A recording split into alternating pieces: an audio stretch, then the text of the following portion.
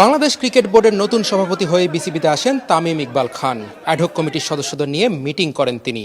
11 জনের মধ্যে 7 জন সশরীরে উপস্থিত থাকলেও বাকিরা যুক্ত হয়েছিলেন অনলাইনে। এই কমিটির মেয়াদ 3 মাস। এর মধ্যে নির্বাচন দিতে হবে। প্রথমবার প্রেসিডেন্ট হিসেবে মিডিয়ার মুখোমুখি হয়ে সবার সহযোগিতা চাইলেন তামিম ইকবাল। সেই সাথে নির্বাচন করার ঘোষণাও দিলেন।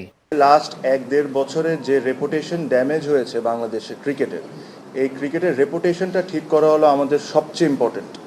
আমাদেরকে একটা দায়িত্ব দিয়ে আনা হয়েছে যে free and fair election held করা 3 মাসের মধ্যে। আমরা এটা আমাদেরকে যে দায়িত্ব দেওয়া হয়েছে, আমরা এই দায়িত্বটা যতটা অনেস্টিভাবে আমরা এই জিনিসটা করতে পারি আর যতটা দ্রুতভাবে আমরা এই জিনিসটা করতে পারি, আমরা ওই জিনিসটাই করব। প্রথম বোর্ড সভায় কি সিদ্ধান্ত হলো সেটা জানিয়েছেন সৈয়দ ইব্রাহিম আহমেদ। আগামীকাল আবারও সভা ডেকেছেন নতুন কমিটি।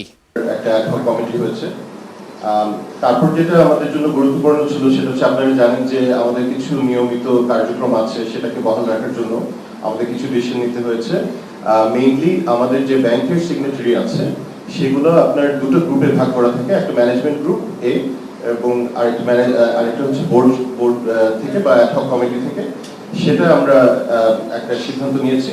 তো সেটা ম্যানেজমেন্টের সেটা নিয়মিত যেটা আমাদের সিইও এবং আমাদের হেড অফ ফাইন্যান্স আছেন, এবং অন্য গ্রুপ থেকে আমাদের অ্যাডহক কমিটির প্রেসিডেন্ট এবং আমাদের ফাইন্যান্স কমিটি যিনি প্রেসিডেন্ট হবেন বা চার্জে থাকবেন চেয়ারম্যান, উনি সিগনেটারি হবেন। এর আগে বিসিবির নির্বাচনে অনিয়ম প্রমাণিত হয় আমিনুল ইসলাম বুলবুলের ক্রিকেট বোর্ড ভেঙে দিয়ে 11 সদস্যের অ্যাডহক কমিটি করে জাতীয় ক্রীড়া পরিষদ। নেতৃত্বে রাখা হয় তামিম ইকবালকে। এছাড়া সাবেক অধিনায়কদের মধ্যে আছেন মিনহাজুল আবেদিন নান্নু, আর খ্যাতিমান ক্রীড়া সংগঠক হিসেবে আছেন ফাহিম সিনহা, রফিকুল ইসলাম বাবু, তানজিল চৌধুরী ও সালমান ইস্পাহানির মতো ব্যক্তিরা, যাদের মূল দায়িত্ব বোর্ডের পরবর্তী আয়োজন।